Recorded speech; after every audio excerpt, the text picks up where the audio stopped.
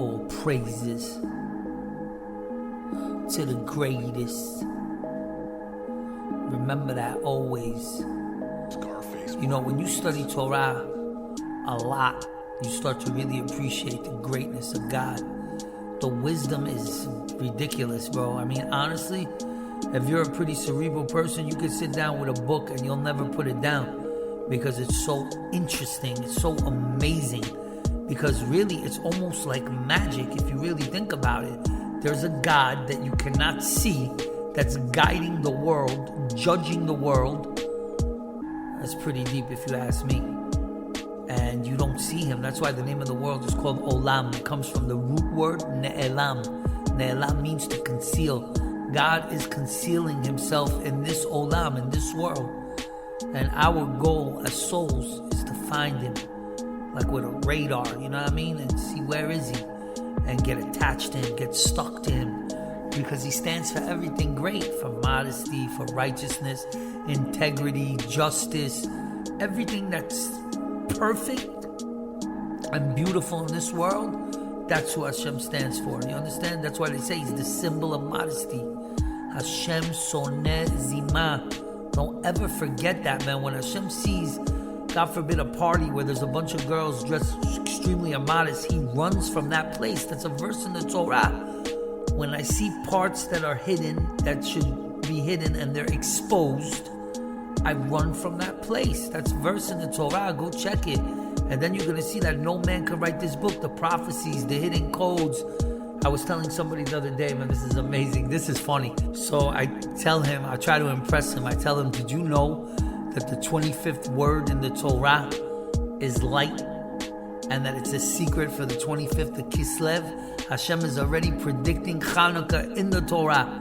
Thousands of years before we celebrate Hanukkah, he's already showing you.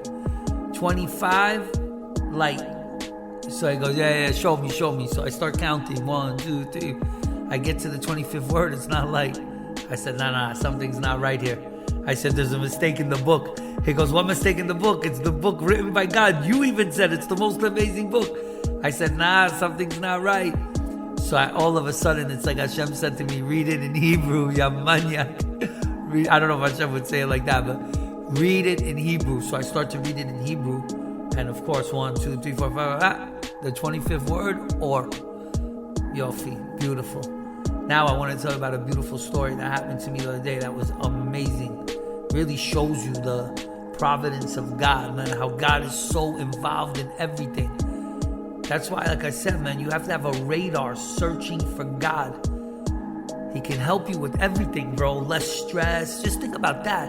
There's this girl that lives in my building named Tiffany. Such a nice girl. But you know, she gets stressed out a lot because sometimes people are really rude and nasty and could be very not nice. Let's be nice. Not nice. So she gets frustrated, you know? So I said to her, don't get frustrated. Don't expect too much from people, bro. Chill out. Tiyeh ben Noach. Be like Noach. Noah, he found favor in the eyes of God. How? Because the word Noach, if you turn it around, it spells chen, which is favor. So what's the secret? That the word Noach means chill out, relax, be pleasant. That's how you get stuck to God. That's how you have peace in this world, and you get the next world. So I'm on the beach, I'm reading Ma'am Loez Parshas Hazinu, right? Yofi, I'm reading. You wouldn't believe me that I have tears running down my eyes, down my cheek while I'm reading, but if you do believe me, then that's nice. So I'm into the book. I look to the side of me and I see that there's this young couple, they're looking for something in the sand. So, you know, like 5 minutes, I look back and they're still looking. So I said to myself, you know what? Let me put the book down for a second and let's see if I can go do an act of kindness, you know? Because I remember it says in the Gemara that if you want to get to heaven, you need 2 things, Torah and Gmilut Chasadim, acts of kindness. I said, okay, so I get up, I go ask them if they need help. So I get up, I walk over to them. I'm like, you guys need help? What are you guys looking for? So he's like, my wedding ring. He's like, I was cleaning it, and then by mistake, it must have just flicked off my finger, and I have no idea it is. We've been looking for it. I can't find it. And you can see the wife, she's like a little bit nervous. So I said to them, you know, when I lose something, you know what I do? So they said, what? I said, I asked God to help me, but on the condition that I work on what I need to work on. I said, you guys know what you need to work on in your life, right? Okay. Make a promise right now to God that you're going to work on that. And in turn, God is going to help all three of us find your ring. So they said, okay, no problem. So they closed their eyes. They did their little thing. They asked God, okay.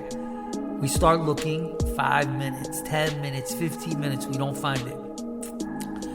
I see they're getting a little bit nervous. So I said, don't give up. Think positive. It's going to be okay. God sees us looking. We already showed him that we trusted him by making this declaration that we're going to work on what we need to work on. And we need to work on patience. So let's be patient. You know, I don't remember if I said exactly like that, but you get the point. So all of a sudden, I look behind where the husband is, behind his foot. I see something yellow sticking out of the ground, out of the sand. And they told me it was a yellow, gold, red wedding band. So I said, no way. I said, Hashem, thank you so much. I could see it. It was just right there. The sun was hitting it. Shiny. I just picked it up. Boom. It fit right on my finger. I look at both of them. I said, would you guys believe me if I told you right now that I have your wedding ring on my finger? So the girl's like, absolutely, I would believe you. I go, here you go. And I give it to the guy. They were like, oh, thank you so much. Thank you so much. And I'm thinking, and I said, you see how great God is? You just give him a little trust and he's going to be there for you. And that's really true, man. With Hashem, I promise you, man. When you sacrifice for God, he will serve you. He will serve you. Hashem will agree with that statement. It's not even to put Hashem down. And if you said I was putting Hashem down by calling him a servant, Hashem himself is so humble, he would accept that. Think about that for a second. Hashem himself will call himself a servant. Even though he's the greatest God, of course we know that. There's nobody like Hashem. But does he serve you? He does. When you do the right thing, he will be there for you. He even serves you when you're wicked. Think about it. Wicked, he's still giving you oxygen. He's still giving you oxygen. He's still paying you for what he needs to pay you. Why? Because if you didn't deserve to live, he would kill you. But even the worst person has some mitzvot. Maybe he did one huge good deed. You never know. Maybe he saved somebody's life. You never know. So Hashem is the God of justice, the God of truth, the God of righteousness, the God of modesty, the God of everything good. Everything good. You know, it's amazing in the prayers. When you daven Amidah, there's a verse that says he's the good one. So I sometimes, I did in the beginning a couple of times replace it with the great one. But then I said to myself, you know what? The Chachamim, they wrote this prayer. They could have wrote the great one. They wrote the good one. So I say the good one, but in my mind, when I say it, Hashem knows that I'm saying the great, not the great one, the greatest one. Without God, I would not be alive right now. Without God, you would not be alive right now.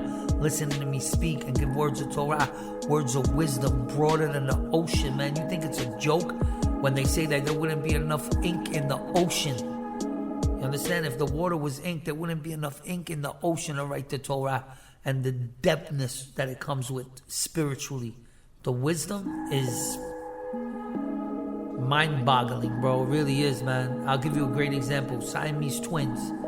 The Gemara explains these are two people that in their last life hated each other, wanted each other dead with hate in their heart. So Hashem, as a punishment, brings them together in one body, two heads. And that's how they're going to do an atonement for that sin of hate, that they'll have to live together in one body. That's torture. You understand? That's a big punishment. So if you see somebody like that in the world now, of course, have mercy on them, because they're going through a lot of suffering with that. But however, after they die, they will both go to heaven. Meaning that these people that Hashem brought back in Siamese twins, they're actually righteous. Because if they were really totally wicked or a Rasha, Mirusha, he wouldn't give them a chance to come back. He doesn't need them. He'd obliterate them. So the fact that they even have a chance to come back, Chas v'Chalila, in that terrible situation, is already showing Hashem's justice and how righteous these people actually were. So they had a sin, and the sin was deep, because hate is something you don't want to do. I'm wearing a shirt right now. You know what it says? It's shirts that I make. Cam Kika, keep it classy always. CamKika@gmail.com. If you ever want to email me and buy a t-shirt, I'll make a video one day with my shirts. I'll show you. They're official. So what does it say on it? It says, hating destroys the hater. You can't enter heaven with hate in your heart. It just cannot happen. I'll give you a beautiful story. I haven't told the story in a while, but it is worth repeating because it's deep. there was a couple that couldn't have kids. So the husband said to the wife, you know what? Let's adopt, and we'll show God that we love his children by adopting a kid, and then he'll give us our kid, right? Measure for measure. So the wife said, okay, great idea. So they said, you know what? Let's adopt an autistic kid. We'll show Hashem how far we're willing to go just to show him how badly we want kids, that we'll take care of one of his kids that are autistic, and in return, Hashem will give us a kid. Okay, this is a great plan. They adopt the kid. After about a week, they just can't take it. The kid was tough, throwing things, having tantrums. I remember I used to teach in a school with really autistic kids, severely autistic. And one kid, Michael, he used to get, I guess, almond milk. We had to have like a special milk. So one time by mistake, I put the other milk. Oh man, he went nuts. Knocked it over, ran into the bathroom, locked the door. And I remember when he ran into the bathroom, locked the door, he was in there for like an hour. So I said to the guy, my boss, I said, what is he doing in there? He said he takes off his clothes and he hides under the sink. I said, oh my God, bro, you see like they struggle with a lot of craziness. So anyway, what happens? In the end, they adopt this kid and they can't take it. So now they go to return the kid. The morning they go to return the kid, the wife gets a call from an old friend. They're talking and she sees that she's very depressed. So she asks her friend, what's wrong?